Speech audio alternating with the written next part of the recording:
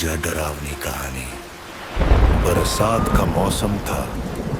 बिहार के एक छोटे से गांव में 23 साल का राहुल अपनी दादी के साथ रहता था। गांव के बाहर एक बहुत पुराना कुआं था जिसके बारे में लोग कहते थे कि रात होने के बाद वहां से किसी के रोने की आवाज आती है। गांव वाले उस कुएं के पास जाने से डरते थे, लेकिन राहुल को इन बातों पर विश्वास नहीं था। एक दिन राहुल और उसका दोस्त सोनू शाम को क्रिकेट खेलते खेलते उसी कुएं के पास पहुंच गए। सूरज डूब चुका था और चारों तरफ अंधेरा फैलने लगा था। तभी अचानक कुएं के अंदर से किसी के धीरे धीरे रोने की आवाज सुनाई दी। बचाओ, कोई मुझे बचाओ। सोनू डर के मारे कांपने लगा। राहुल, चल यहां से, उसने कहा। लेकिन राहुल ने कहा, शायद कोई मजाक कर रहा है। दोनों धीरे धीरे कुएं के पास पहुंचे। जैसे ही राहुल ने अंदर झांका, आवाज अचानक बंद हो गई। अंदर सिर्फ काला अंधेरा दिखाई दे रहा था। दोनों डरकर वापस घर चले गए। उस रात करीब 12 बजे राहुल की नींद खुली। उसे लगा जैसे कोई उसके घर के बाहर खड़ा होकर धीरे धीरे उसका नाम पुकार रहा हो।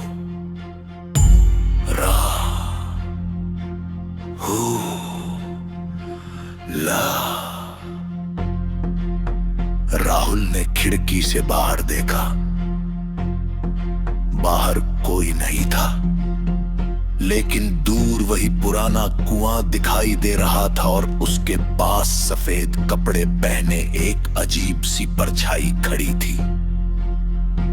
राहुल घबरा गया और दादी के कमरे में भागा। दादी ने उसकी बात सुनी और गंभीर होकर बोली, मैंने तुझे मना किया था, उस कुएं के पास रात में नहीं जाना चाहिए। अगले दिन दादी राहुल को गांव के सबसे बुजुर्ग व्यक्ति हरिनारायण बाबा के पास ले गई। बाबा ने बताया, बहुत साल पहले उस कुएं के पास एक आदमी रास्ता भटक गया था। तूफान में उसकी मौत हो गई। तभी से लोग अजीब आवाजें सुनते हैं, लेकिन डरने की नहीं, समझदारी की जरूरत है। राहुल ने पूछा, तो क्या सच में वहां कोई है? बाबा मुस्कुराए और बोले, हर आवाज भूत की नहीं होती। कई बार हवा, जानवर और हमारे मन का डर मिलकर ऐसी बातें पैदा कर देते हैं। लेकिन उसी रात गांव में अचानक बिजली चली गई। चारों तरफ घना अंधेरा छा गया और तभी फिर से वही आवाज सुनाई दी, बचाओ। इस बार पूरी बस्ती के लोगों ने वह आवाज सुनी। गांव वाले इकट्ठा होकर टॉर्च लेकर कुएं की तरफ पहुंचे। जब उन्होंने कुएं के अंदर देखा तो सब हैरान रह गए। एक छोटा सा कुत्ता कुएं में गिर गया था और उसकी आवाज गूंजकर डरावनी लग रही थी। लोगों ने रस्सी की मदद से उसे बाहर निकाल लिया। सभी खुश हो गए, लेकिन जब सब लोग वापस जाने लगे,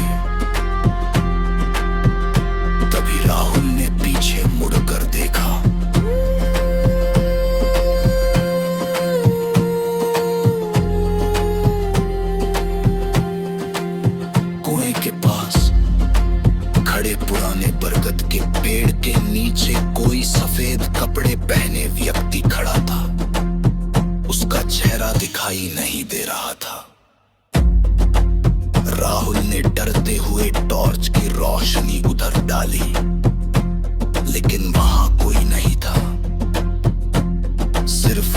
चल रही थी और बरगद के पत्तों की सरसराहट के बीच एक धीमी आवाज सुनाई दी, धन्यवाद।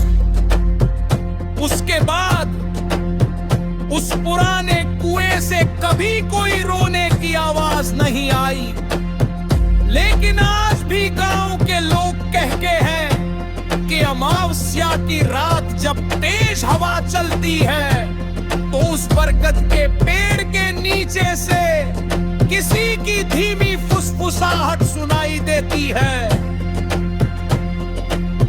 और फिर पूरा गांव जल्दी जल्दी अपने घरों के दरवाजे बंद कर लेता।